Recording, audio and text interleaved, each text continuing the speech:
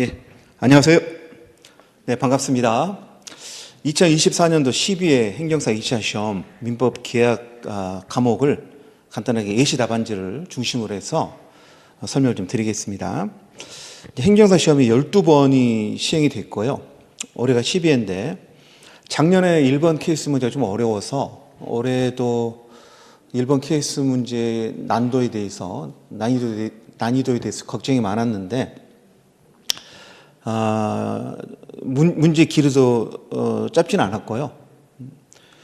작년보다는 쉬웠지만 예전에 비하면 그렇게 쉬운 문제는 아니었죠. 상가 건물 임대차 보호법에서 문제가 나왔는데 그동안에 상위법에서는 출제된 문제가 올해 나왔던 이 계약갱신 요구권하고 권리금 회수 기회 제도가 단문으로 나왔었거든요. 약수령으로 나왔는데 올해는 그 약수령에다가 간단한 그 최신 판례 엮어서 준 사례 또는 사례형으로 출제가 됐습니다. 그래서 약술도 조금 해야 되고 그 사례 문제도 해결해야 돼서 시간이 많이 부족했습니다. 그래서 좀 강평을 제가 조금 써놨는데요. 결국 이것도 이제 9회 때 나왔던 계약해지 요건에 관한 문제였는데 의의라든가 갱신 거절 사유 또는 갱신 내용을 약술하고 그 다음에 물어봤던 그 계약갱신권 행사 기간 10년을 경과했는지 그걸 간략하게 설명하면 되는데 이 답안지를 이 문제를 읽고 쓰는 거니까 8분 안에 써야 됩니다. 그래서 현재 우리 시험이 가장 큰 문제가 시간이 부족하다는 거죠. 그래서 예를 들면은 우리는 1번이 두 가지로 나눠서 나오죠. 결국은 번호상으로는 4문제지만 실제로는 5문제가 출제가 되는 거죠. 그래서 실제 그 요강에 보시면은 1번은 논술형으로 내게 돼 있고요. 그렇죠? 2번은 약술로 내게 돼 있는데 이 논술이 최근에 다 사례로 나오죠. 사례로 나오고 약술형도 단순한 단문으로 나오는 경우도 있지만 올해 최근 이제 트렌드가 준 사례라 그래서 사례 문제 형식으로 만든 단문 문제죠. 준 사례 문제는 본격적인 케이스는 아니고 단문 문제입니다. 뭐 새로운 판례가 들어있는 것도 아니고 단문으로 내야 할 걸 그냥 좀 문제를 길게 해서 사례처럼 보이게 한 거죠. 그래서 이건 큰 문제가 안 되는데요. 이 사례 문제 난이도가 계속 오르고 있습니다. 특히 올해 문제처럼 단순히 사례만 해결하는 게 아니라 그 앞부분에 있는 것처럼 약수를 조금 쓰라고 그랬기 때문에 갱신 요구권에 대해서 근데 이걸 어떻게 8분 안에 씁니까? 그래서 좀 시간이 부족하고요. 1-2번은 이제 권리금 회수기의 보호제도에 관한 문제인데요. 이건 뭐 특별한 그 쟁점은 없었고요. 그냥 방행위가 뭐고 방행위 금지 규정 위반하면 어떻게 되는지 이거 조금 쓰고 이 경우는 지금 이게 계약갱신 요건 행사할 수 없는 경우였거든요. 그 경우에도 권리금 회수기의 보호제도 적용되는지 판례가 하나 있습니다. 그래서 그걸 엮은 거죠.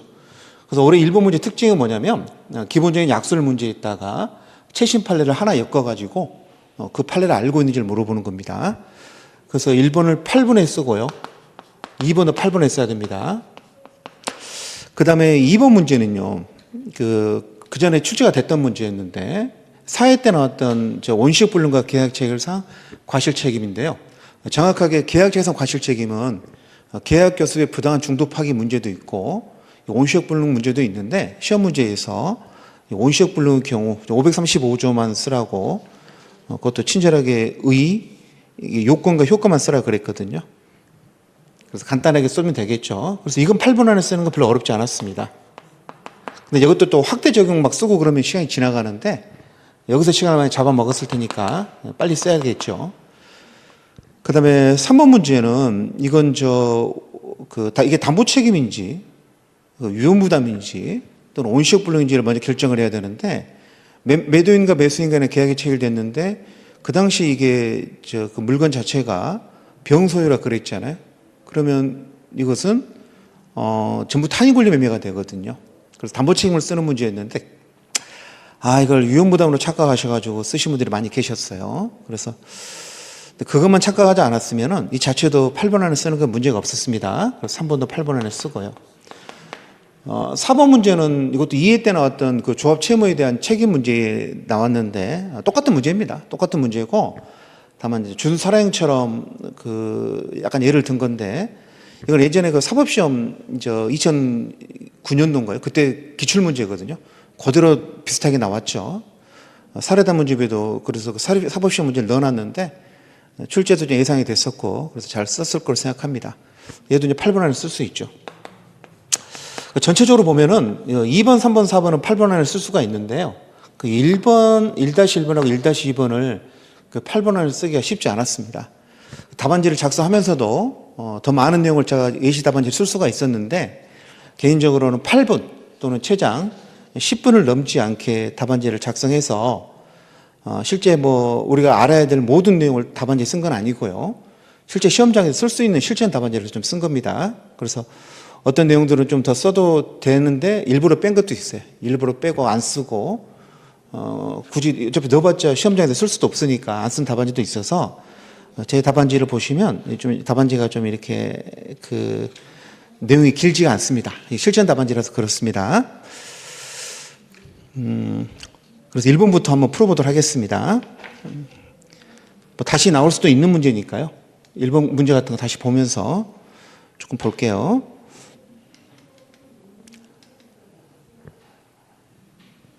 자, 갑은 자기 소유 자신 소유 X 상가 건물에서 음식점을 경영해 오다가 2008년도 5월 6일 날 병에게 X 건물을 매도하면서 병으로부터 자기 X 건물을 보증금 3천만 원, 올 차임 200만 원, 계약 기간 1년으로 정해가지고 임대차 계약을 체결했습니다. 별 쓸데없는 소리 되게 좀 들어가 있네요. 이후 갑과 병의 임대차 계약은 묵시로 갱신됐답니다. 일단 갑이 여러분 갑이 병한테 팔고 지금 이걸 빌려서 장사하고 있으니까 갑이 임차인입니다. 갑이 임대인처럼 느껴지는데 갑이 임차인입니다. 병이 건물주죠. 임대인이고요. 근데 그동안에 이제 1년씩 계약해서 갱신이 되어가지고 무려 2023년 15년이 된 거죠. 을한테 이걸 팔았습니다. 그래서 을이 병으로부터 X 건물을 매수하고 등기를 마친 다음에 그렇죠. 2023년 5월 11일 날 건물주가 바뀌었으니까 근데 2024년도 1월 24일 날 갑에게 임대차 계약의 종료를 통지했다는 소리는 2023년도 2월 5일 날 또 묵시 갱신이 됐다는 소리죠. 그래서 현재는 지금 묵시 갱신이 돼 있는 상태에서 그 다음에 1월 24일 날 6월 4일이 그 갱신 기간 1년 끝나는 날이니까 그 날짜로 갱신 거주를 통지를 한 거죠. 묵시 갱신 되면은 계속 갱신이 되었으니까 이제 1년씩 넘어가는 거 아닙니까? 넘어가다가 6개월 전에 갱신 거주를 통지해야 되니까 1월 24일이니까 6개월 전에 통지한 거죠. 그래서 그림은 이제 그려지는 거죠. 임대인이 병이고 임차인은 갑입니다. 중간에 임대인이 한번 바뀌었고요. 그렇죠? 그 임대인이 갱신 거주를 통지해서 계약갱이 끝나야 되는데 이때 임차인이 계약갱신 요구권을 행사할 수 있느냐 이제 그게 쟁점인 거죠. 벌써 여기까지 보는데도 1분 넘게 걸렸죠. 이 문제가 안 나왔습니다. 물음 1번. 의뢰 임대차 계약 종료 통지에 대해서 갑은 임대차 계약의 갱신을 요구했습니다. 이와 관련해서 상위법에 보면은 계약갱신 약수라고 이걸 좀 쓰라 그래가지고 이걸 쓰란 말 안 했으면은 그냥 바로 쟁점만 논했으면 좀 시간이 덜 걸렸을 텐데 계약시 조건을 약수라는 말은 계약시 조건의 의의라든가 갱신을 거절할 수 있는 정당한 사유, 그 다음에 갱신 기간, 갱신 내용 이런 걸 쓰란 소리거든요. 여기서 좀 시간을 잡아먹었습니다. 그 다음에 이제 두 가지를 정점으로 물어보는 거죠. 갱신 요건이 인정되느냐 하나, 두 번째는 현재금 임대차 계약은 어떻게 존속되느냐 두 가지를 물어봤습니다. 그래서 목차를 잡을 때 이런 경우는 어차피 문제가 쟁점이 주어져 있으니까 그 문제의 소재는 쓸 필요 없고요. 바로 본론으로 들어가서 계약갱신 요건을 약수를 좀 한 거죠. 그래서 의의 쓰시고 갱신 거절 사유 8가지 있는데 그걸 다 쓸 수는 없죠. 그래서 몇 가지만 쓰고요. 그 다음에 갱신 내용 어떻게 되는지 쓰고 그 다음에 이제 약수는 끝났고요. 그 다음 4번에 가시면 인정이 되느냐 그거 쓰고 다음 페이지 보시면 존속하느냐 이렇게 썼습니다. 더 길게 쓸 수도 있어요. 길게 쓸 수도 있는데 이 답안지도 써보면 아시겠지만은 글씨 빠르신 분도 8분은 걸립니다. 물론 더 빠르면 5분 안에도 쓰겠지만 일반적으로는 제가 써보니까 8분 걸리더라고요. 글씨가 느리신 분은 10분 더 걸려요. 그럼 문제기 때 2분 지났는데 우리 8분 안에 답안지를 써야 되기 때문에 제가 뺄 수 있는 거 많이 뺐습니다. 갱신 거절 사유도 많이 줄였어요. 다 쓸 수가 없어서. 됐죠? 네. 다른 강사님들이 어떻게 이걸 답안지를 썼는지 모르겠는데, 제가 이 답안지를 쓰고, 그 다음에 인터넷에 저희 학원 카페에 답안지를 올릴 때에는 다른 선생님들 답안지가 없었거든요. 공개된 답안지, 올린 답안지가 없고, 제가 제일 먼저 써서 그냥 제 나름대로 8분 안에 써야 한다, 또는 최종 10분을 넘겨서는 안 된다는 기조 하에 답안지를 썼습니다. 그래서 일반적인 모범 답안지는 부족할 수는 있는데, 저는 실전 답안지로서는 이 정도 쓰면 충분하다고 생각합니다. 일단 의의는 써야겠죠. 그래서 상가금을 임대차 보호법상 임대인은 임차인이 임대차 기간이 만료되기 6개월 전부터 1개월 전까지, 계약 개시 조건은 한 달 전까지는 행사하셔야 됩니다. 계약 개시를 요구했을 때에는 정당한 사유 없이는 거절하지 못한다. 일단 키워드는 두 가지죠. 6개월 전부터 한 달 전까지는 해야 된다. 그 전에 한 것도 의미도 없고요. 한 달 안 남으면 또 의미도 없습니다. 최소한 한 달 전에 말하셔야 되고, 두 번째는 갱신을 요구했을 때 임대인은요, 정당한 이유가 있으면 거절할 수 있습니다. 이게 거절할 수 있는 정당한 거절 사유죠. 그래서 갱신을 거절할 수 있는 정당한 사유가 뭐냐를 제가 2번에 써놨습니다. 임대인은 임차인이 3기 차임액을 연체한 사실이 있는 경우 하나, 합의해서 상당 보상을 제공한 경우 두 가지, 동의 없이 전대한 경우 세 가지, 임차 건물을 고의나 중간실로 파손한 경우 네 가지, 또는 일정한 사유로 철거나 재건축하기 위한 경우 다섯 가지. 원래는 8가지예요. 8가지가 쭉 있는데 다 쓸 수는 없고, 그다음에 이것도 원문을 그대로 쓰지 않고 좀 줄였었죠. 줄여써가지고 이것 등 정당한 사유가 있으면 갱신을 거절할 수 있다, 이렇게 쓰시면 됩니다. 이거 자체가 큰 쟁점은 아니었거든요. 그래서 여러 가지 갱신 거절서 안다는 걸 보여줘야 되니까 하나도 안 쓰면 안 되고요. 몇 가지는 쓰시고 그 등 정당한 사유가 있으면 거절할 수 있다, 이렇게 쓰면 되는 거죠. 그 다음에 이제 갱신 효과로서 내용하고 기간이 있는데, 일단 내용을 좀 쓰시면 전 임대차와 동일 조건으로 다시 계약한 걸로 보고요. 다만 11조 범위 내에서 증감할 수 있는데, 11조에 찾아보시면 증액 청구는 5%로 제한하고 있죠. 그 내용을 간단히 쓰면 됩니다. 이 문제 쟁점은 아닙니다. 문제와 관련이 없는데, 위에서 약수를 좀 하라 그랬으니까 의의도 쓰고 갱신 거절도 사유도 좀 쓰고 갱신형도 쓰는 거죠. 실제 이 문제의 쟁점은 4번하고 5번이죠. 갱신 요건이 인정되겠느냐, 그 이야기입니다. 자, 첫 번째 이제 문제가 되는 게 뭐냐면, 이거 큰 쟁점은 아닙니다. 2018년도 10월 16일 날 갱신 요건 행사 기간이 10년으로 연장됐습니다. 그전에는 5년이었거든요. 연장이 됐는데, 이 계약을 쭉 문제에 보시면 2008년 6월 5일부터 계약이 시작됐잖아요. 그리고 벌써 2018년 10월 16일이면 벌써 10년이 지나갔죠. 근데 그동안 계속 묵시갱신이 되어 오고 있었죠. 그러면 이 같은 경우도 이게 지금 10년이 적용되느냐, 이게 첫 번째 문제가 되는데, 부칙에 이렇게 돼 있어요. 부칙에 보면은 요 개정 조항이 있죠. 10년이 연장된 것은 10월 16일 이후에 최초로 체결되거나 또는 갱신되는 임대차부터 적용하다, 이렇게 돼 있거든요. 그래서 여기서 이제 갱신되는 임대차의 의미가 뭐냐에 대해서 우리 판례가 책에 써놓은 게 제가 판례 문장입니다.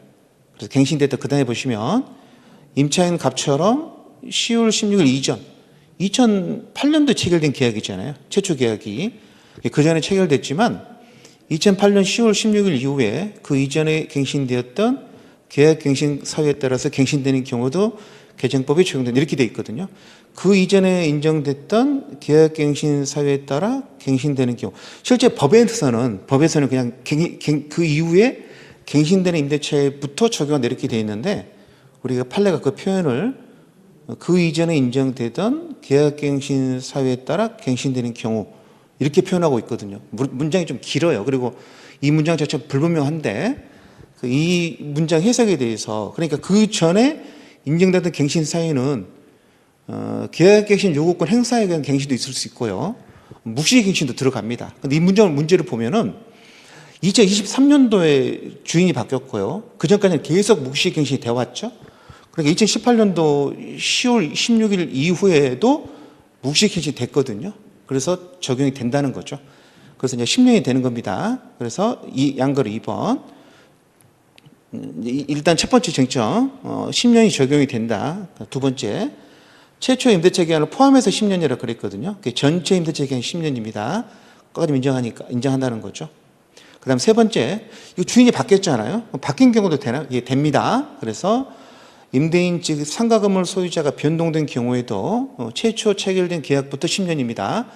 그 소유자가 바뀐 다음부터 10년이 아니에요. 그게 아니라 원래 최초 기간부터 포함해서 10년이니까 이 문제를 보시면 2008년도 2월 5일이 최초잖아요. 그때부터 10년이니까 10년간 인정이 되는데 그러고 계산해 보니까 2018년도죠. 벌써 10년도 끝났죠. 근데 계속 근데도 계약 시효권 행사 기간은 이게 10년으로 본다 하더라도 보면은 18년도가 되면 끝나는 거니까 18년 6월 4일 되면 10년이 다 되는 거니까 그 다음에 2023년도 현재에서는 이걸 행사하기 힘든 상황이 된 겁니다. 어찌 됐든 간에 그건 나중에 결론인 거고 일반론적으로는 이 논리를 지켜야 됩니다. 일단 2018년도 10월 16일 날 법이 바뀌었는데 이 경우도 이 법이 적용된다. 10년이 적용된다. 그래서 우리가 지금 갑한테 인정되는 10년이다. 소유자가 바뀌더라도 최초 체결된 임대차 계약 기산일부터 10년이다. 이거 좀 쓰셔야 됩니다. 그래서 양가로 2번, 양가로 3번은 꼭 쓰셔야 돼요. 양가로 2번, 양가로 3번은 1번은 굳이 안 쓰셔도 상관없는데 정확히 말하면 써야 됩니다. 그래서 그 논리 구조로 개정법이 적용된다. 그래서 10년이다. 언제부터 10년, 중간에 소유자가 바뀌더라도 최초 기산일부터 10년이다. 이렇게 논리 구조로 쓰는 거죠. 그래서 1번, 2번, 3번을 꼭 쓰세요. 별표 쳐놓고 꼭 이해하셔야 됩니다. 별표. 그래서 이제 결론이 그 다음에 나오죠. 4번이 이제 결론인 거죠. 임차인 갑의 최초 임대차 계약 기산일은 2008년 6월 5일이고 현재는 2024년도잖아요. 벌써 10년이 지났기 때문에 밑줄 갱신 요구권은 인정되지 않는다. 기간이 지났다는 거죠. 10년은 적용이 되는데 10년 지난 지 한참 됐죠. 그래서 인정되지 않는다. 이게 결론입니다. 양가로 4번을 쓰기 위해서 그 양가로 1번, 2번, 3번 이렇게 빌드업을 한 거죠. 개정법에 적용된다. 그래서 10년이다. 10년의 계산점은 최초 계약 기간을부터 계산한다. 소유자가 바뀌더라도 상관없다. 이렇게 해서 소유자가 바뀐 다음부터 10년 아니에요. 최초 임대차 기간부터 10년입니다. 그걸 쓴 다음에 양가로 4번을 쓴 거죠. 인정되지 않는다. 그러면 어떻게 되겠습니까? 인정 안 되니까 합의갱신도 안 되고 묵시갱신도 안 됐으니까 나가야죠. 그래서 결론 전속 여부. 그 5번의 전속 여부는 길게 쓸 필요 없습니다. 4번까지 해서 다 했어요. 했기 때문에 임대인율이 기간 만료 6개월 전부터 한 달 전까지 갱신거지를 통지하면 이제 묵시갱신 안 되는 거죠. 그런데 그 만료되는 날짜가 2024년도 6월 4일이잖아요. 근데 1월 24일에 했으니까 6개월, 한 달 전이고 6개월은 안 됐죠, 아직. 그래서 6개월 전부터 한 달 전까지 깔끔하게 한 거죠. 그래서 6개월 전부터, 만료되기 6개월 전부터 1개월 전까지 기간인 1월 24일 날 갱신거지 통지했으니까 무슨 말입니까? 그냥 묵시갱신 안 된다는 거죠. 서로 합의갱신 한 바도 없고 묵시갱신 안 되니까 그 다음에 갱신 요구권 행사는 10년이 지났잖아요. 그러니까 안 되는 거고. 그래서 그 말은 그겁니다. 거기 보시면 1월 24일 날 갱신거지를 통지했단 말을 밑에다 보시면 그 말은 무슨 말이라고요? 묵시갱신 안 된다는 거죠. 안 되는 거고 계약 요구권 행사에 의한 갱신은 요것도 안 되죠. 왜 안 됩니까? 10년 지나서 안 되는 거죠. 계약 요구권 행사에 따른 갱신 요것도 안 되죠. 왜 안 됩니까? 10년이 경과했잖아. 이 이유는 이겁니다. 10년이 지나가지고 최초 임대차 기간부터 10년이 지나있기 때문에 그래서 안 되는 거죠. 그래서 묵시갱신도 안 되고 계약갱신 행사에 따른 갱신도 안 되니까 계약은 언제 끝나는 겁니까? 요거 끝나는 날이 언제죠? 6월 4일이죠. 그래서 6월 4일 날 종료되는 겁니다. 답안지 내용 이 정도만 써도 깔끔하게 쓸 수 있는 것 같아요. 더 쓸 수도 있었는데 제가 시간을 재면서 어떻게든 10분 안에 답안지를 쓰려고 해서 이렇게 쓰면 됩니다. 이 문제의 가장 쟁점은 4번이죠. 4번 계약 요건 인정이 되느냐. 이게 쟁점이죠. 개정법 10년은 적용된다. 다만 최초 임대차 기간 포함해서 10년이기 때문에 날짜를 따져봐야 되고 그 다음에 소유자가 바뀌더라도 무조건 바뀐 다음부터 새로 계산하는 게 아니라 최초부터 10년이다. 그렇죠? 소유자는 23년도에 바뀌었어요. 상관없습니다. 10년이니까 얘는 결론적으로 말하면은 계약 요구권은요, 2008년도 시작해서 2018년도 6월 4일 되면 끝나는 거죠. 10년 딱 되는 거니까. 그래서 그다음부터는 그때부터 그 10년만 보장되는 거고, 그다음부터 2023년도까지는 계속 묵시갱신이 되었던 겁니다. 계속 묵시갱신이 되어가지고, 현재 마지막에 이제 묵시갱신 또 하려고 그랬더니, 이제 새로 건물을 산 사람이 나가달라고 한 거죠. 갱신을 거절한 거죠. 그러면 묵시갱신이 안 되는 거죠. 그래서 6월 4일 날 종료한다. 됐습니다. 예. 수업 시간에 강의는 했는데 우리 이걸 답안지를 써보지는 않았거든요. 그래서 좀 아쉬움이 좀 있습니다. 이게 최초 기간 포함 10년이고 이런 소유자가 바뀌더라도 영향이 없다는 것들을 답안지를 써보질 않았으면 좀 쓰기는 힘들었을 것 같아요.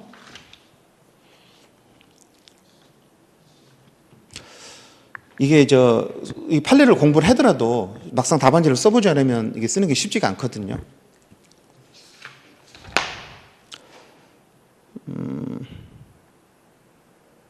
2번 문제는요, 권리금 회수기의 보호제도에 관한 문제죠. 그래서 갑은 2024년도 3월 9일 날 정가 X 건물에 대해서 5천만 원의 권리금 계약을 체결했고, 그 다음에 2024년 3월 22일 날 신규 임차인으로 얘가 정을 주선해가지고, 이런 갑이 임차인입니다. 그래서 체결을 요구한 거, 권리금 회수 행위를 한 거죠. 회수하려고. 그랬더니 을이 자신이 X 건물에서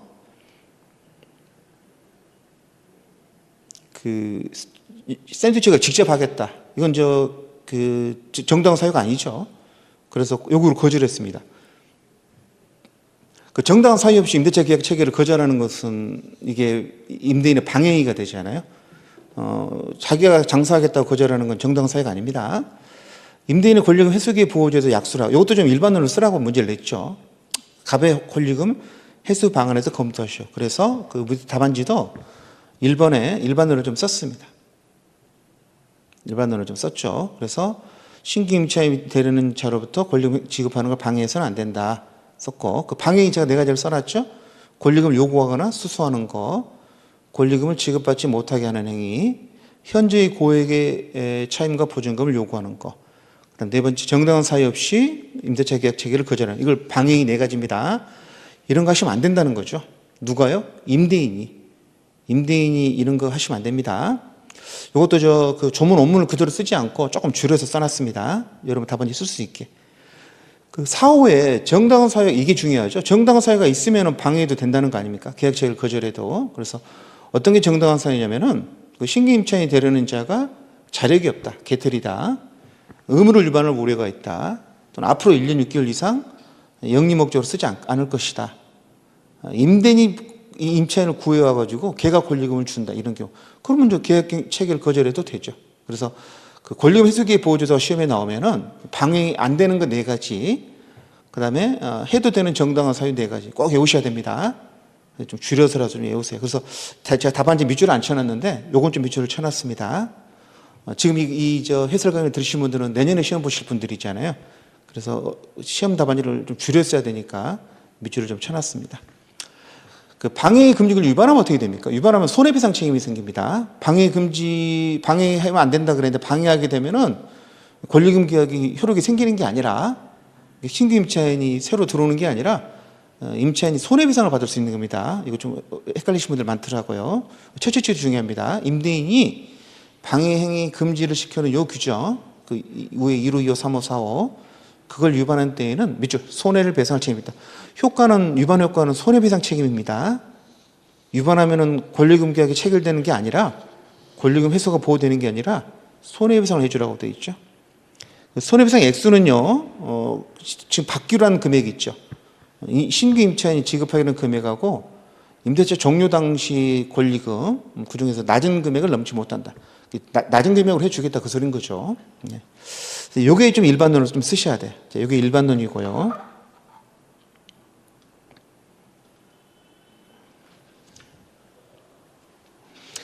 자, 그 다음에 보시면 결론을 내려야겠죠. 문제는 다음 페이지 보시면 일단 그 손해배상 조건을 3년 안에 행사하셔야 됩니다. 3번 별표, 여기 이 판례가 하나 들어있는 거죠. 사안처럼 현재 전체 임대차 기간이 10년이 지났잖아요. 벌써 15년 정도, 16년 다 돼가잖아요. 그러니까 초과해서 임차인이 계약력을 행사할 수 없는 경우에도 임대인이 권리금 회수 제도를 회수기회 보호를 부담하고 그러니까 임차인이 권리금 회수를 기회를 보장받냐는 건데 이게 1심에서 그 서울중앙지법 이런 데서 하급심에서는 판례가 갈렸는데 최근에 대법원이 2017-25312 판례에서 두 제도는 별개다. 그래서 계약갱신 요구권을 행사 10년이 지나더라도 그거랑 상관없이 권리금 회수 기회는 보장된다 그랬습니다. 별개 제도로 본 거죠. 그래서 요 판례를 아냐 모르냐를 물어본 겁니다. 이렇게 약술도 조금 하고 이 판례 아는지 물어본 거죠. 그래서 그 판례를 좀 쓰셔야 됩니다. 쓰고. 네 번째는 이제 권리금 회수 방안 쓰라는 것은 결론을 쓰라는 거죠. 문제 해결, 사안 해결을 쓰라는 거라서 그걸 조금 썼습니다. 임차인 갑이 6개월 전부터 끝나기 전의 기간 내인 3월 22일 날 임차인을 주선해서 계약 체결을 요구한 데 대해서 임대인이 자기가 장사하겠다는 것은 정당한 사유가 아니라 그랬죠. 그래서 정당한 사유 없이 거절한 사안이다. 어떤 사안을 쓰시고 따라서 임대인이 방해 행위를 된 거 정당한 사유 없이 방해를 하고 있는 거잖아요. 빗줄 임차인은 손해배상을 청구할 수 있다. 결론은 그거죠. 손해배상을 청구할 수 있다. 권리금을 달라고 할 수 있다. 그러면 안 됩니다. 권리금 달라는 게 아니라 권리금 안 주잖아요. 안 주고 있으니까 손해배상 해달라는 거죠. 손해배상을 청구할 수 있고 그 손해배상 액수는 신규 임차인이 주기로 금액하고 그 다음에 종료 당시 권리금 낮은 금액을 넘지 못한다. 이렇게. 이 문제는요. 우리가 그 전에 단문으로 시험에 나왔었고 그렇죠? 그리고 제가 마지막 날 모의고사 이거 냈었거든요. 10회 때 마지막 날 모의고사 테스트도 냈는데 단문으로 냈어요. 권리금 회수기회 보호제도를 써보라고. 그래서 이렇게 단문으로 준비한 문제가 이렇게 사례로 나오게 되면 우리가 사례를 한번 이걸 준비를 이렇게 공부를 써봤으면 쉽게 좀 쓸 수가 있는데 단문으로 준비해서 사례가 나왔을 때는 제가 수업 시간에도 말씀드렸지만 그냥 단문 쓰면 됩니다. 단문 쓰듯이 여기 나와 있는 1번, 2번, 3번 쭉 쓴 다음에 그 문제에서 해수 방안 물어봤잖아요. 이 4번 이게 문제 해결이 있잖아요. 4번이 결론이고 그러니까 단문으로 쓰라는 준비했던 문제가 사례로 나오면 이걸 사례 목차를 그때 새로 만든다는 건 좀 힘들거든요. 8번 안에 다 써야 되니까 고민하지 말고 그 앞에다는 단문을 쓰는 거죠. 단문 외웠던 걸 정리해서 쭉 쓴 다음에 그 다음에 여기다가 문제 해결 물어보는 거 요걸 쓰는 건데 여기서 문제 해결은 권리금 회수 방안을 물어봤잖아요. 그래서 이걸 이렇게 이름을 이쁘게 물어본 그대로 이 문제를 쓰는 게 답안지를 쓰는 게 좋거든요. 목차를. 그래서 갑에 권리금 회수기회 회수 방안 이렇게 쓰면 되는 거예요. 회수 방안 그랬으니까 우리도 그냥 회수 방안 이렇게 쓰면 됩니다. 물어본 그대로. 그래서 단문으로 준비했다는 게 케이스로 나왔을 때 당황하지 말고 그냥 단문 쓰고 케이스 붙이면 되는 거죠. 그래서 수험생들 몇 분한테 물어봤더니 물음 2번 1-2번 같은 경우는 어차피 이걸 생각이 나서 이렇게 단문 쓰고 바로 여기다 붙여서 잘 썼다 그러는데 1번은 이걸 앞에다 단문을 쓰려고 그랬더니 시간이 많이 걸렸다 그러더라고요. 그래도 제가 말씀드렸듯이 우리 수험생들은 다 이런 방식으로 이거 미리 준비한 케이스는 아니었더라도 단문은 공부했으니까 그래서 단문 정리하고 답안지 붙이는 방식으로 잘 썼다 그래서 제가 칭찬을 했었죠. 그걸 8분 10분 안에 해냈다는 게 대단한 거 아닙니까? 그렇죠. 그리고 일단 이제 정답 맞춰야 됩니다. 정답이 틀리면 이게 기본 점수 맞기 힘들죠. 근데 정답을 맞히면 일단 기본 점수 꽈락은 안 주니까요. 정답 맞히고 들어가면 되겠습니다. 자, 그다음에 이제 2번 보면요. 2번 보면은 이건 전형적인 단문 문제죠. 그래서 계약자 예상 과실책임. 출제위원께서 우리가 이것저것 많이 쓸까봐 우려가 되셨나 봐요. 가로 열고 535조 쓰라고 돼 있죠. 요건과 효과에 대해서 설명하시고 그랬습니다. 그럼 의는 안 써도 되냐? 의도 써야죠. 요건 효과 쓰라 그러면 의 쓰고 요건 효과 쓰면 됩니다. 예시 답안지 5페이지 보시면 제가 가장 간단한 답안지를 써놨습니다. 더 길게 쓸 수도 있었어요.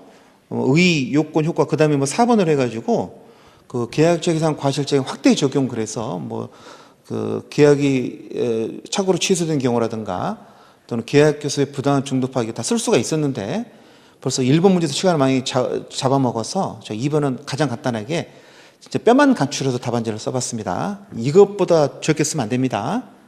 뼈만 간추려 써놨습니다. 그래서 의의 보시면 법률회의가 유효하게 성립하기 위해서는 목적의 확정 가능, 적법, 사회적 타당성이 요구되는데 불가능이 불능이죠. 온시적 객관적 불능은 온시적 객관적 불능이 줄임말입니다. 정확히 말하면 온시적 객관적 전부 불능이 줄임말이죠.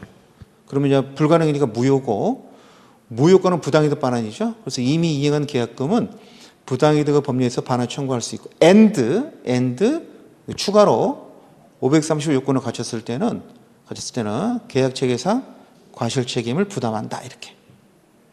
계약 체계상 과실 책임은 535조는요 온시적 불능의 경우에 등장하는 문제거든요. 온시적 불능은 무효인데 무효권은 부당이득 반환이잖아요. 부당이득으로 반환하고 반환 청구하고 끝내면 되는데 거기에 덧붙여서 추가적으로 계약 체계상 과실 손해배상 책임을 물을 수 있느냐 그 이야기입니다. 그래서 요 논리 구조를 써야 됩니다. 여러분 요 일본 의의는 계약법 교과서에 나온 게 아니라 제가 말을 이쁘게 붙여 쓴 겁니다. 앞에 나오는 목적의 확정 가능 적법 사회적 타당성 민총 이야기잖아요. 그래서 민총부터 끌어와 가지고 이 세 개의 문장으로 나눈 거죠. 목적의 확정 가능 적법 사회적 타당성 요구된다. 1. 불능은 무효다. 무효권은 부당이득 반환이다. 2. 3. 추가로 535조 요건을 갖추면은 추가로 손해배상 책임진다. 세 가지를 써놨습니다. 자, 요건. 말씀드렸죠. 원시적, 객관적, 전부 불능해야 되고 두 번째는 그 불능인 급부를 이행해야 할 당사자. 매도인이죠. 매도인인데 여러분 그 매도인 매수인 이런 표현을 잘 안 쓰고 불능이 됐으니까 그 불능인 물건을 넘겨줄 사람. 그래서 불능인 급부를 이행해야 할 당사자. 이런 표현을 씁니다. 얘는 악의 또는 과실이 있어야 됩니다. 악의 또는 과실. 그래서 알았거나 악이 알 수 있었습니다. 과실.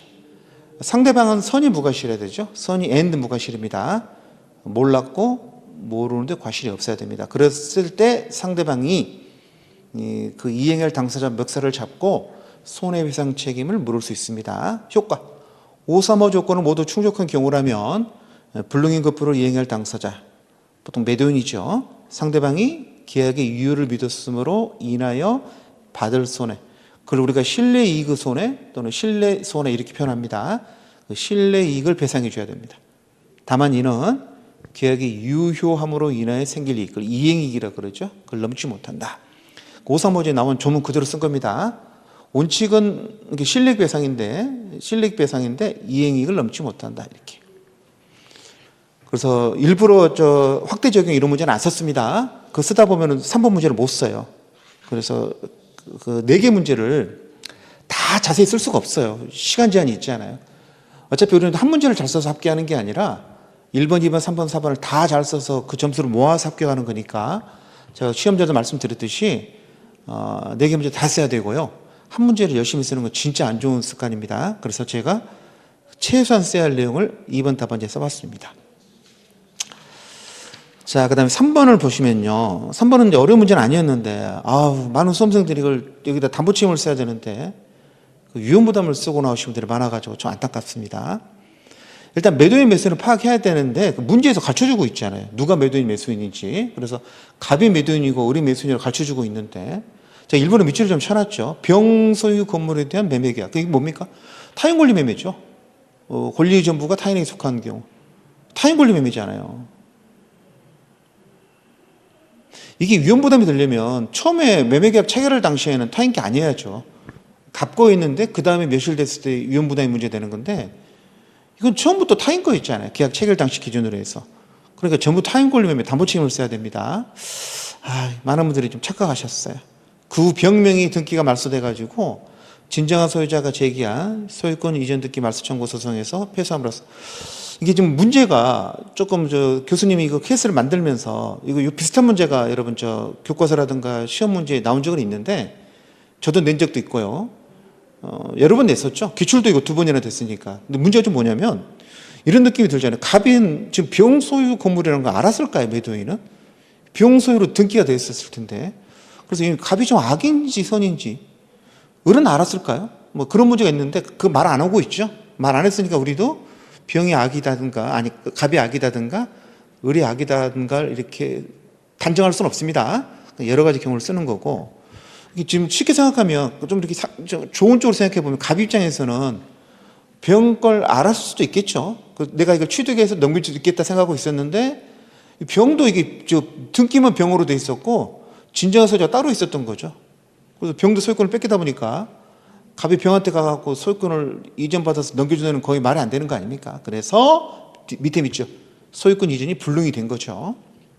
그 느낌상으로는 갑이 악이라는 게 확 냄새가 나는데 명시적으로 갑이 악이라고 거기서 말 안 하고 있으니까 답안지 쓸 때도 저는 갑의 악의를 여부를 쓰지 않았습니다. 갑이 선인 경우 악인 경우 다 써놨습니다. 이 경우 의리 갑에게 주장한 권리에 대해서 설명하시오 그랬죠. 약간 이것도 좀 함정이 있는 게 뭐냐면 권리 설명하라 그러면 우리 기본적으로 우리 담보 책임 생각하잖아요. 담보 책임에 기한 해제, 손해배상 이건 당연히 쓰는 거고 이 문제 내신 분이 권리라고 썼던 표현이 이게 채무불이행 책임도 되는가라고 물어볼 수도 있어요.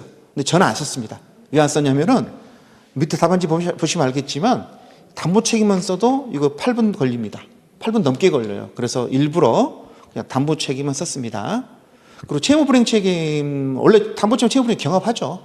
제가 사례담원집에 이거 기출문제 해설도 써놨지만 기출문제 나왔을 때도 이거 문제 있었을 때도 제가 사례담원집에 이걸 써놨거든요. 이게 기출문제를 벌써 보시면 4회 때 10회 2번 나왔잖아요. 그래서 제가 4회 때 그 답안지 해설하면서 이게 채무불이행 책임과 경합할 수도 있다 써놔요. 그때는 그게 그 쓸만한 이유가 있었어요. 경합할 수도 보이는 여건이. 근데 이 같은 경우는 갑의 그 매도인의 고유과실을 거의 인정할 수가 없으니까 일부러 안 썼습니다. 안 쓰고 그냥 매도인의 담보 책임만 썼습니다. 근데 이제 이걸 우리가 지금 공부할 때는 이걸 쓸까 말까도 고민할 수 있고 답안지를 늘려 쓰고 주의를 쓰고 할 수가 있는데 실제 시험장에서는 힘들죠. 실제 시험장에서 이걸 담보 책임만 써야 되는지 아니면 그 채무불이행 책임도 써야 되는지 고민스러울 수 있는데 저는 안 썼습니다. 담보 책임만 썼습니다. 이것만 쓰느라 10분 걸리더라고요. 그래서 안 썼습니다. 자, 이건 문제 소재 쓰셔야 됩니다. 어떤 상황인지를 써야 되니까 제가 되게 약수령 문제는 문제 소재 쓰지 말라 그랬잖아요. 쟁점이 주어져 있으니까. 이건 주어져 있지가 않아요. 왜냐하면 담보 책임을 쓰라고 문제를 낸 게 아니라 주장으로서 권리를 쓰라고 그랬으니까. 그래서 사람들이 이걸 담보 책임을 안 쓰고 막 위헌보도 쓰고 그랬다니까요. 그래서 이게 담보 책임 문제라는 걸 써야 됩니다. 그래서 이게 문제 소재 써야 됩니다. 배점 기준표 있을 겁니다. 갑과 을의 매매 계약에서 목적물인 건물의 소유권이 갑이 아니라 제3자 병에게 속하는 경우에 따라서 갑은 병으로부터 소유권을 취득해서 이전해줄 의무가 있는데 그 의무를 이전하지 않았다. 이전 불능이라는 거죠. 따라서 밑줄 을은 갑에게 담보 책임을 추궁할 수 있다. 갑이 담보 책임을 지는 거고, 그렇죠? 매수인은 추궁하는 거고, 추궁할 수 된 거죠. 그 전부 타인 권리 매매는 다른 말로는 권리 전부가 타인에 속하는 경우 이런 표현도 씁니다. 그래서 이번의 제목은 그렇게 써놨습니다. 자, 요건, 그 다음에 효과. 요건에서는 전부 타인 권리 매매해야 된다. 두 번째는 이전 불능해야 된다. 그렇죠? 일단 이 전부 타인 권리 매매는 물건이 있어야 되죠. 현존해야 되는데 동그라미 현존하는데 타인에 속하기 때문에 그자로부터 취득해서 이전해줄 의무가 있는데 이전할 수 없는 경우 그걸 명확히 써야 됩니다. 목적물 자체가 없으면 원시적 불능으로 가겠죠. 물건은 있어요. 제3자 병이 갖고 있어서 문제라는 거죠. 매도인한테 없어서. 그러니까 이번에 이전 불능의 개념이 판례가 말하고 있죠. 사회통념상 매수인에게 해제권이나 손해배상을 구하게 하는 것이 형평에 타당하다고 인정되는 정도. 그 정도면 족하고 엄격한 개념은 아니다. 판례 표현이고요. 그 양가로 2번, 동그라미 2번도 판례죠. 이게, 여러분, 매도인은 이 담보 책임은 무과실 책임이니까 매도인이 고유과실 안 따지거든요. 근데 이게 보니까 담보 책임이 잘못된 매도인은 문제가 아니라 매수인이 고유과실 있다는 경우. 그때 매수인이 매도인 멱살 잡을 수 있냐에 대해서 우리 판례가 안 된다는 판례가 있었죠. 그래서 매수인이 잘못한 경우에 매수인이 매도인 멱살을 잡고 담보 책임을 추궁할 수는 없습니다. 옛날 판례입니다. 79-564 옛날 판례인데. 그래서 이 판례도 조금 하나 써주고요. 제 사례담원집에 이렇게 정리가 돼 있죠. 그래서 사례담원집 정리는 그대로 옮긴 겁니다. 자, 담보 책임 내용을 원래는요. 저는 그 답안지에다가 갑을병을 집어넣어서 썼잖아요. 또 원래는 그냥 일반론을 쓰고 밑에다가 3번 해가지고 문제 해결을 해서 또 답안지를 결론을 따로 써야 됩니다. 그런데 그럴 시간이 없어요. 그럴 시간이 없을 때는 결론을 따로 쓰지 말고 그 담보 책임 내용 쓸 때 그 매도인 그러지 말고 갑, 매수인 그러지 말고 을 이렇게 집어넣어서 쓰는 거죠. 그러면 따로 결론을 쓸 필요가 없죠. 그래서 저는 갑을병 이름을 집어넣어서 그 내용을 쓴 다음에 따로 결론을 쓰지 않았습니다. 결론을 쓰지 않았다. 단문 쉽네요. 자, 매수인들은 선악불문하고 해지할 수 있다. 그 문제에서 그 매수인이 선인지 악인지 좀 솔직히 궁금하잖아요. 근데 명시는 안 했으니까 우리가 우리도 그냥 매수인이 악이다, 뭐 선이다.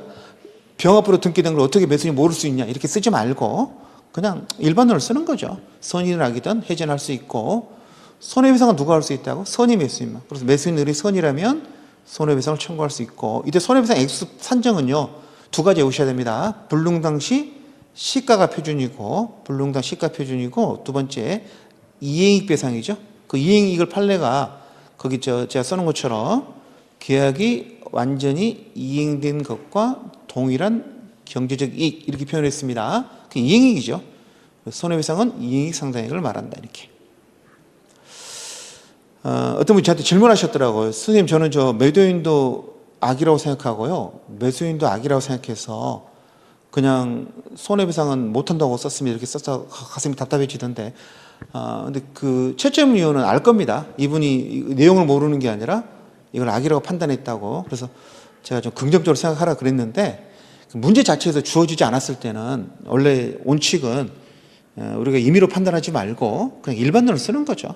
그래서 매수인이 선이라면 어떻게 되는지 선생님 여기서 매수인이 선입니까 악입니까? 그렇게 문제 자체 안 나와 있으니까 정확히 쓰지 말고 그냥 매수인이 선이라면 손해배상 청구할 수 있고 그 다음에 매수인이 선이랑이 상관없이 해지할 수 있다 이렇게 쓰면 되는 거죠. 그 다음에 이제 매도인이 선일 때가 또 문제가 되죠. 매도인이 선이라면 그 선이 매도인의 해제권이라는 제도가 있잖아요. 그래서 그걸 4번에 써놓은 겁니다. 매도인이 선이고 매수인이 선이다 그러면 손해배상을 해지할 수 있고요. 매도인은 선인데 매수인이 악이다 그러면 그냥 해지할 수 있죠. 그걸 쓴 거죠. 그래서 그 다음에 따로 결론을 안 썼습니다. 이 방식을 제가 읽히라 그랬잖아요. 담보책임 내용 쓰고 결론을 따로 쓰면은 답안지가 길어져요. 제가 4회 때 10회 때 이거 해설할 때 보시면 4회 때인가는 일반론을 쓰고 그 다음에 또 결론을 따로 써놨거든요. 답안지가 길어지더라고요. 그 당시에는 좀 답안지를 길게 쓰는 스타일이어가지고 그래서 제가 최근에 들어와서는 결론을 따로 쓰지 말고 여기 있는 것처럼 담보책임 내용 같이 써도 됩니다.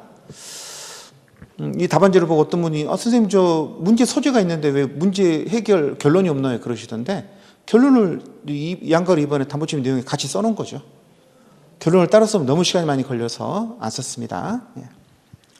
그 채무불이행 책임과 경합한다는 것도 밑에서 뭐 3번 정도에서 매도인의 채무불이행 책임 이렇게 써도 상관은 없는데 일부러 좀 안 썼습니다. 8분을 안 넘기려고 그랬습니다. 제 사례다 문제면은 그 채무불이행 책임도 경합한다고 써져 있죠.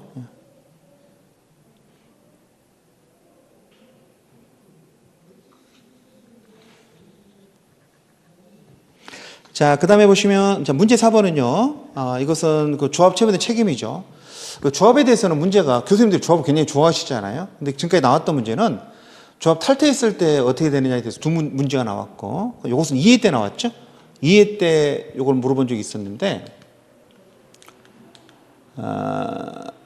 2회 때니까 초창기 때 아닙니까? 초창기 때 조합 채무에 대한 조합원의 책임에 대해서 약수를 하시오. 이렇게 단문으로 나왔었거든요. 이번에는 케이스로 만들어 나왔는데요. 그냥 읽어보면 단문입니다. 뭐 날짜도 등장 안 하고 그냥 단문 쓰는 거예요. 사법시험 2009년도로 똑같은 문제죠. 자, 갑을병은 공동이행 방식의 공동수급체. 말이 좀 어려운데요. 공동이행 방식, 공동수급체는 이 계약이 도급이라는 거죠. 도급인데 수급인이 여러 명 있다는 거 아닙니까? 도급, 수급 아닙니까? 그러니까 갑을병 세 사람이 수급인이라는 겁니다. 정과 건축공사 도급계약 가르쳐주고 있네요. 도급계약 체결했답니다. 그걸 체결해가지고 근데 이제 도급계약이니까 도급계약을 체결했는데 수급인이 여러 명 있잖아요. 그 여러 명은 조합입니다. 이게 조합에는 판례도 있는데 그 몰라도 우리가 동업계약은 조합이라 그랬잖아요. 세 사람이 동업하고 있는 거고 그 다음에 2번에서 업무집행자 가르쳐주고 있잖아요. 업무집행자는 조합에서 나오는 표현이거든요. 그럼 얘는 조합 문제라는 걸 알아야 되죠. 그 다음에 또 조합 운영자만 써있지 않습니까? 그래서 공동이행 방식, 공동수급체가 뭔지는 몰라도 상관없습니다. 이 문제 푸는데 전혀 지장이 없어요. 근데 시험장성이 잘 안 보이죠. 업무 집행자, 조합 운영 작업, 이게 조합이라는 소리죠. 갑을병의 공동수급체는. 자, A은행은 채권자고요. 1억 원을 빌렸답니다. 그래도 공사 끝났으니까 공사대금은 챙겼겠죠. 그런데 그러면 은행에서 빌린 거 갚아야 될 거 아닙니까? 어떤 책임을 제가 물어봐가지고 대금 채무에 책임 물어보는 게 채무 물어보는 겁니다. 채무에 대한 책임을 물어보는 거잖아요. 그렇죠? 어떤 분이 선생님 이걸 조합 채권을 쓰는 겁니까? 채무를 쓰는 거니까 질문하셨더라고. 그 1억 원짜리, 공사대금 채권 생겼다 그랬잖아요. 그러니까 그걸 쓰는 건지, 채무를 쓰는 건지, 문제에서 채무에 대한 책임을 쓰라고 냈잖아요. 그러니까 답안지에서 조합 재산, 조합 채권을 쓸 필요가 없어요. 뭐만 쓰면 된다고 여러분? 조합 채무에 대한 책임, 이해 문제랑 똑같은 문제입니다. 물어보는 것만 쓰면 됩니다. 자, 문제 소재. 제가 좀 길게 써놨어요. 좀 설명하려고. 좀 긴 것 같은데. 갑을병이 공동이행 방식의 공동수급제를 결성해서 도급인으로부터 공사를 수급받는 경우에 밑줄 공동수급체는 민법상 조합이다. 판례에서도 그렇게 말하고 있습니다. 공동수급체는 민법상 조합이다. 업무 집행된 갑이 A은행으로부터 이게 지금 문제 소재죠. 뭘 쓰는 거니까 두 가지를 써야 됩니다. 그 1억 빌린 거 있잖아요. 일단 이 빌린 게 갑이 개인적으로 빌린 건지 아니면 조합 채무가 되는 건지 그걸 좀 써줘야 되거든요. 그래서 첫 번째 쟁점은요. 이 대금 채무가 조합 채무이냐 하나. 두 번째, 만일 조합 채무라면 갑을병은 채권자에게 어떤 책임을 지내? 두 가지를 쓰라는 거죠. 그래서 문제 소재가 조금 길어졌습니다. 자, 2번. 사안의 채무가 조합 채무인지. 이런 업무집행제를 정했을 때는 업무집행은 과반수로 결정하고 통상사면은 각자 갈 수 있다고 그랬잖아요. 근데 문제는 뭐냐면 이거는 업무집행이 한 명만 있잖아요. 첫 번째 이게 일단 돈을 빌리는 게 이게 통상사문지 또는 특별사문지부터 판단해야 되는데 판단할 필요가 없죠. 어차피 통상사무든 특별사무든 이런 혼자 있으니까 다 할 수 있는 거잖아요. 그래서 양가로 2번 별표. 업무집행자 한 명만 있을 때는 단독으로 업무집행 결정할 수 있어요.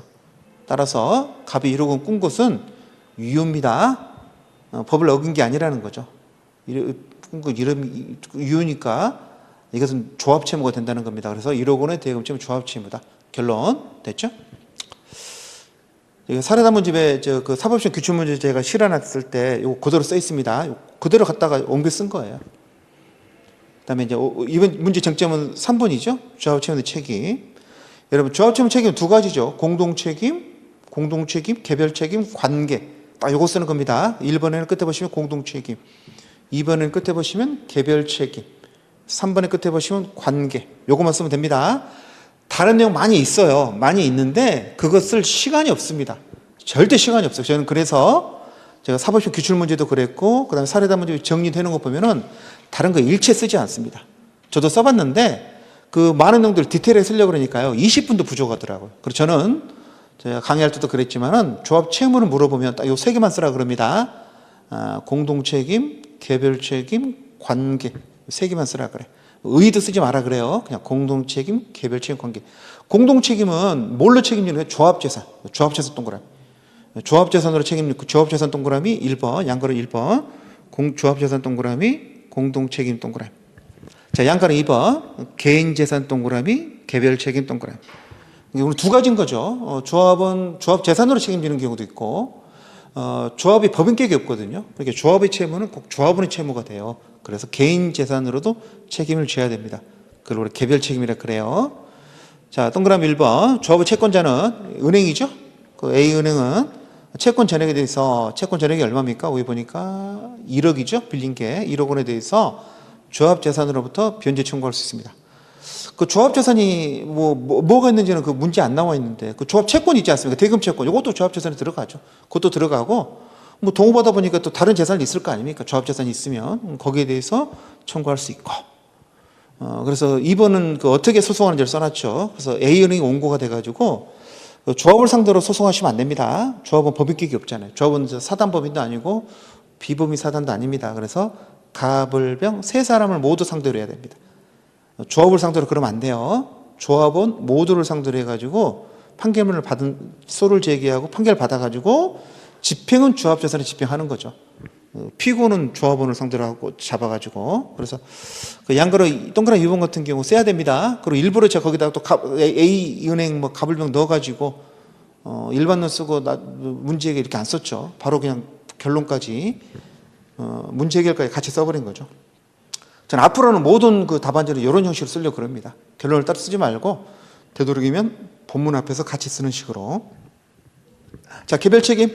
자, 각 조합원은요, 그 개별 책임 질 때는요, 전체를 부담하는 게 아니라 동그라미 손실 부담 비율에 따라서 책임을 집니다. 손실 부담 비율에 따라서 손실 부담 비율 동그라미. 1억 원 전부를 갚는 게 아니라 그 손실 부담 비율에 따라 책임을 지면 되는 거죠.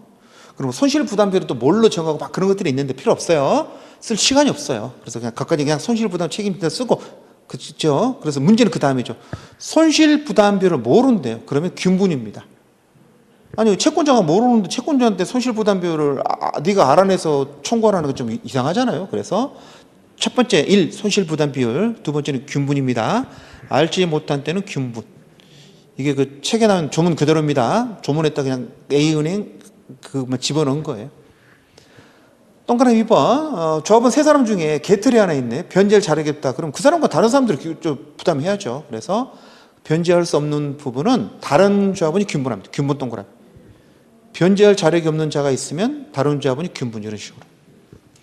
이 정도만 써주셔도 됩니다. 예. 자, 2회 때도 이렇게 가르쳤고 2회 때 이렇게 쓰고 오셔서 다 합격하셨어요. 아무 문제 없이. 너무 길게 쓰지 마세요. 이것만 쓰는데도 여러분 그 3번만 쓰는데도 4, 5분 걸려요. 자, 관계 쓰셔야 됩니다. 조합 채무는 공동 책임도 지고 개별 책임도 뭐한다? 병존한다. 병존 동그라미, 병존한다. 따라서 조합 채권자 A은행은 조합 재산에 대해서 집행을 먼저 청구해야 되는 건 아니고 그럴 필요 없다는 거죠. 병존하는 거죠. 아무한테나 먼저 됩니다. 그래서 바로 조합은 개인 재산에 대해서 뭐 할 수 있다? 청구할 수도 있다. 이 정도. 됐죠? 그래서 벌써 이제 조합 채무에 대한 책임이, 요것도 제가 모의고사에, 실전 모의고사도 냈던 문제죠. 그래서 제가 좀 이걸 문제를 다 이제 해설은 끝났는데 어떤 게 수업 시간에 다뤘는가를 좀 보면서 뭐 수업 시간에 이거 다룬 문제인지, 그 다음에 수업 시간에서 이걸 똑같은 문제가 나왔는지 좀 이렇게 검토를 해봤거든요. 근데 어차피 2번, 3번, 4번 같은 경우는 실전 모의고사나 진도율 모의고사에서 다 출제가 됐던 것들이고, 3월 달에 또 우리가 목차 잡기반 할 때 답안 작성 연습하고 그랬거든요.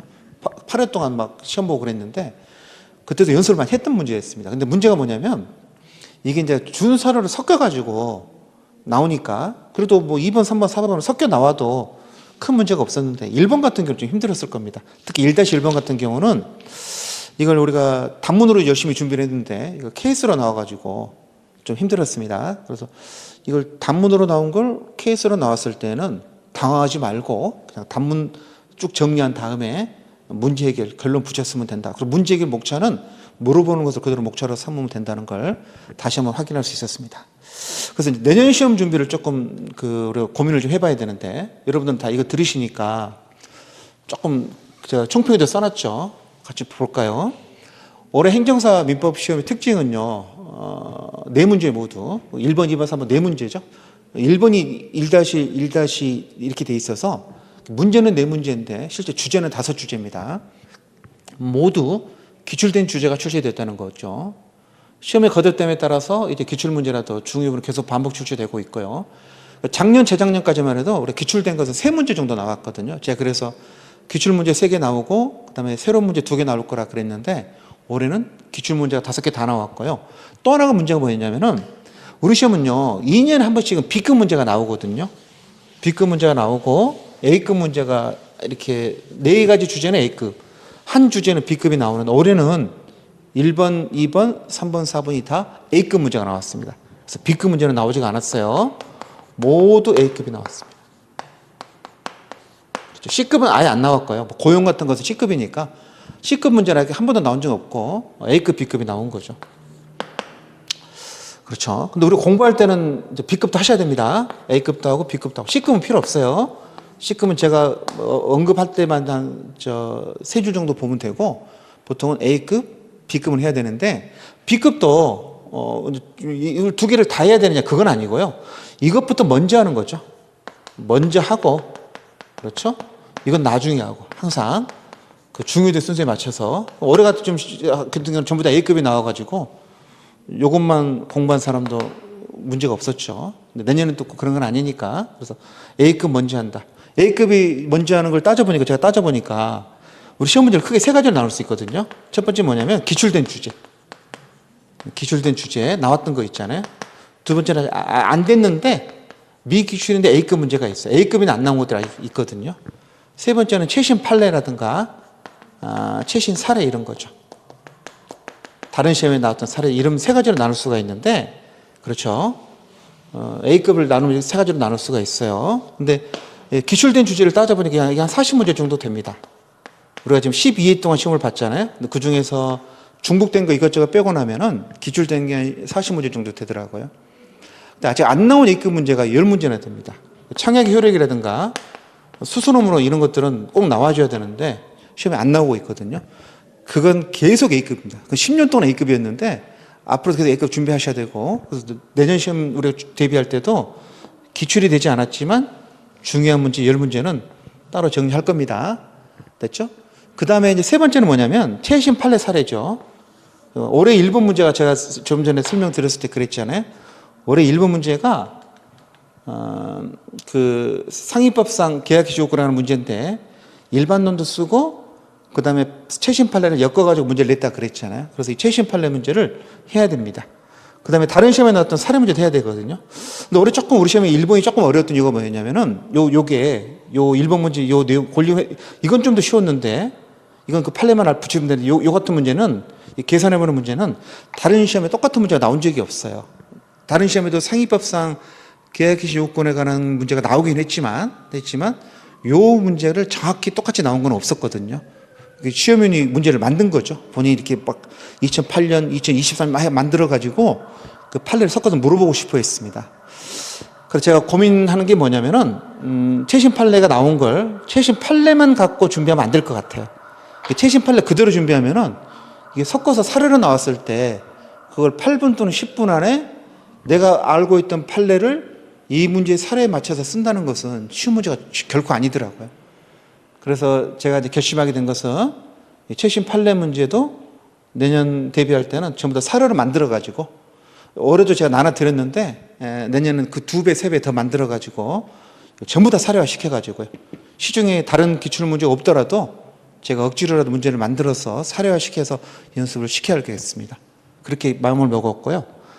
당연히 다른 시험에 나왔던 사례 문제는 제가 다 하죠. 그래서 변호사 시험이나 법원행정고시, 법무사 시험 또는 법원 사무관 승진 시험 이런 거 나왔던 그 사례 문제를 그대로 내면 안 돼요. 그대로 내면 여러분 못 풀고요. 너무 길어서 좀 줄여가지고 양을 좀 맞춰가지고 우리 시험에 맞게 오른쪽 제가 마지막에 나눠드렸는데 좀 하겠습니다. 그래서 이거 한 10문제 하시면 돼요. 많은 거 아닙니다. 10개만 하시면은 총 몇 문제가 되는 거죠? 60문제 정도. 한 60문제 정도만 정리하시면 되겠습니다. 제가 사례 단문집에는 A급, B급, C급이 다 들어있죠. 그리고 A급 60문제 중에서 이건 다 당연히 들어있고 요것도 다 들어있는데 요거는 그 사례 단문집에 다 넣을 수는 없죠. 최신이다 보니까 계속 준비를 해서 마지막으로 진모 실전 보고서 할 때까지 이걸 정리를 하는 거 아닙니까? 쭉 정리하는 건데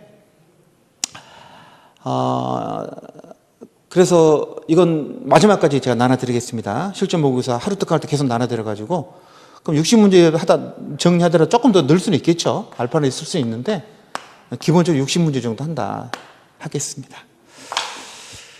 민법 시험은요, 다른 과목하고 조금 차이점이 있는 게 사례 문제를 풀어야 되는데 사례 문제를 푸는 게 쉽지가 않습니다. 사례 문제를 풀려면은 일단 이해만 하면 안 되고요.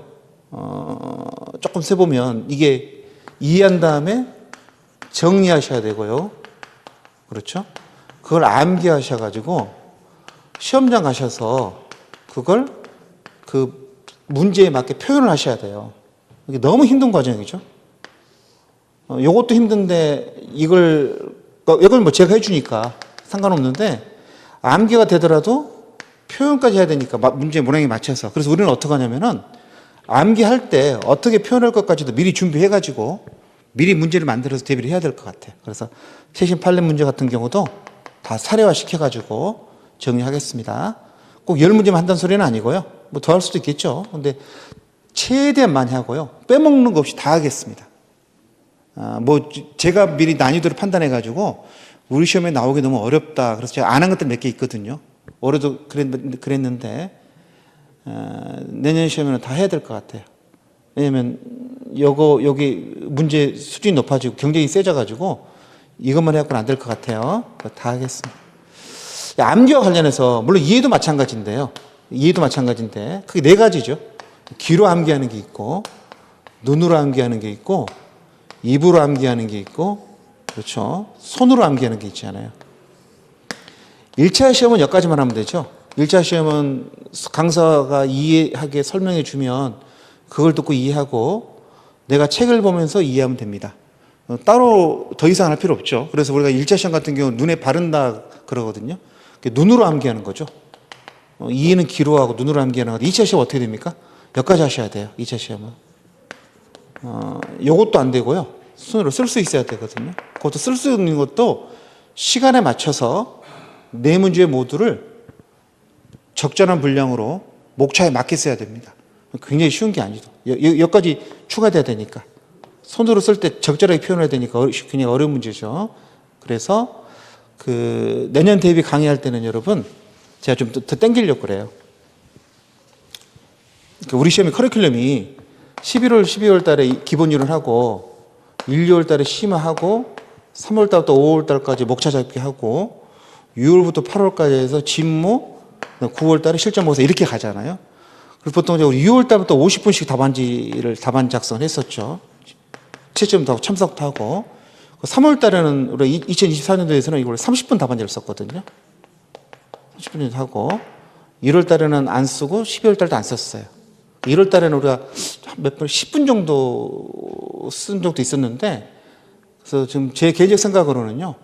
좀 더 땡겨서 3월 달부터 좀 본격적으로 하려고 그럽니다. 그러니까 6월, 8월 달, 6월 달에 이제 우리 5월 말 1차 시험 보잖아요. 그 1차 시험 보기 전에 3월 달까지 기출된 주제, 미기출된 주제, 최신 판례 사례까지 다 정리해서 이렇게 다 정리한 다음에 6월 달부터는 거듭 계속 복습을 하려고요. 복습도 잘하고 새로운 거 추가하고. 제가 올해도 강의하면서 제가 지금 13년째 강의하고 있지만 올해도 느낀 거지만은 강의를 다 하고 설명을 다 하고 해도 그게 반복이 안 되면 나중에 그걸 손으로 쓰지를 못하더라고요. 그래서 내년 시험은 최소한 모든 주제를 3번, 4번 정도 다 반복하는 걸 목적으로 해서 좀 타이트하게 강의를 좀 땡기려고 합니다. 뭐 제 생각이 이렇다는 거고요. 여러분도 자기 스스로 어떻게 공부할까에 대해서 스스로 정해야죠. 자기 멘탈을 스스로 잡고 시행착오 할 여유가 없거든요. 바로 시작되면 바로 9월까지 쭉 달려갈 거니까 중간에 시행착오 하면은 이게 만회할 방법이 없습니다. 그 다음에 학원에서 보는 모의시험이라든가 전국 모의고사 이런 것들은 꼭 봐주세요. 올해도 전국 모의고사 문제가 하나 나오고 그랬잖아요. 이렇게 봤던 것들이 나오거든요. 그리고 2번, 3번, 4번 다 기출문제니까 다 했던 것들 나오는 거니까 자꾸 써보고 기출문제라고 해서 소홀히 하지 말고요. 좀 써보기 바랍니다. 자, 이제 마지막으로 정리하겠습니다.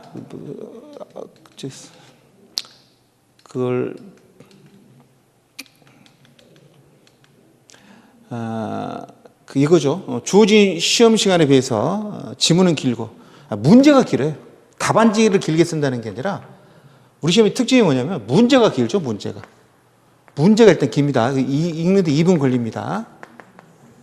써야 할 분량은 많습니다. 분량이 많은데 이 분량을 우리가 몇 분 안에 써야 됩니까? 이 많은 분량을 우리가 8분 안에 써야 됩니다. 이게 환장을 노리시죠? 8분을 지나가면요 못 써요. 2차 시험은 많이 안다 합격하는 게 아닙니다. 써야지 합격하는 거예요. 그래서 항상 제가 이걸 제 신조처럼 제가 내세우는 게 있잖아요. 2차 시험은요 딱 그거죠. 2차 시험은요 시간 내에 쓰는 게 제일 중요합니다. 뭐 문제를 빨리 읽으면 더 쓸 수 있겠죠. 그래서 최장 10분이라는 거예요. 최장 10분 안에 하나 주제를 써야 되고요. 그렇죠? 그 다음 두 번째는 뭐죠? 시간 내에서 4문제 모델을 다 써야 됩니다. 기본 점수는 있어가지고 3개는 쓰고 하나 못 쓰잖아요. 그럼 기본 점수 못 받잖아요. 그렇게 절대 그러시면 안 되고요. 4문제 모델을 잘 써야 돼요. 그러려면 분량을 조절해야 되거든요. 적절한 분량으로 써야 됩니다. 적절한 분량으로. 1번 문제 열심히 썼다고 해서 2번을 많이 못 쓰면은 2번에서 확 깎이잖아요. 절대 그러면 안 됩니다. 전체적으로 몇 점 만장은 중요한 거지 한 문제 잘 쓰는 건 중요하지 않잖아요. 그렇죠? 네 번째는 목차에 맞춰 써야 됩니다. 목차를 이렇게 막 이렇게 디테일하게 세 목차를 잡을 필요는 없고요. 뭘 물어보는지를 봐가지고 그 물어보는 목차에 맞춰서 쓰면 됩니다. 교수님이 물어보는 것 자체로 목차로 쓰면 돼요. 계약갱신 인정되느냐? 그러니까 인정되는 여부.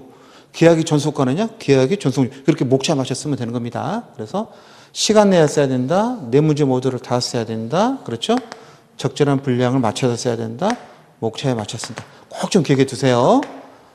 시간 안에 못 쓰는 답안지는 절대 의미가 없어요. 그런 답안지는요, 백해 무익입니다. 너무 해가 많으니까 그 시간에 어떻게 맞냐 알 수 있냐면 내가 써보면 알아요. 내가 그 답안지를 써보면 이게 8분 또는 10분 안에 쓸 수 있는지 못 쓴다 그러면 어떻게 무조건 줄여야 됩니다. 속도가 느리신 분, 글씨 속도 느리신 분도 무조건 줄여야 돼. 그냥 어떻게든 참고 써보겠다. 그러면 이걸 네 문제 다 못 쓰죠. 그래서 시간 내에 쓰려면은 양을 줄여야 됩니다. 시간 내에 쓰려면 목차에 맞춰서 적절한 목차에 맞춰서 써야 됩니다. 목차를 잘 만들어 놓은 교수님이 내용을 잘 안 봐요. 목차가 써져 있으면 얘는 제대로 썼구나라고 주는데 목차 없이 막 쓰잖아요. 줄처리를 하게 되면은 그 읽어보게 된다고요. 읽어보면 점수는 깎일 확률이 많아요. 그래서 교수님이 요구하는 목차를 적절하게 많이 쓸 필요 없어요. 3개, 4개 정도. 3개 정도, 4개 정도 맞춰가지고 맞춰 써놓으면 눈에 잘 들어오죠. 목차에 맞춰서. 좀 명심해 주기 바랍니다. 저도 이걸 염두에 두고 강의를 하겠습니다. 자, 올해도 학교생들은 일정 수준으로 나올 테고 또 많은 분들은 열심히 해서 떨어질 테고 했지만 떨어진 그 수험생을 바라보면 저희도 마음이 좀 안 좋습니다. 어쨌든 합격하신 분들은 축하드리고요.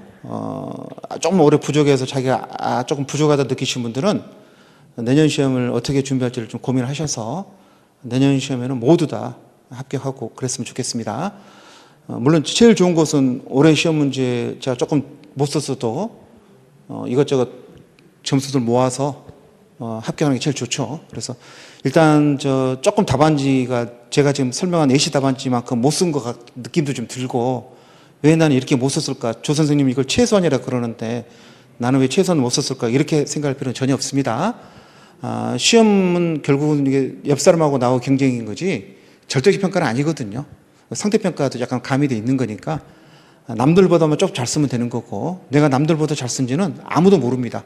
시험 최저임금을 알 수 있는 거니까 제가 설명드린 예시 답안지를 보고 또 이걸 또 최소한이라 그래서 이것도 못 썼다 그래서 뭐 이렇게 실망하시거나 언짢아하실 필요는 없을 것 같습니다.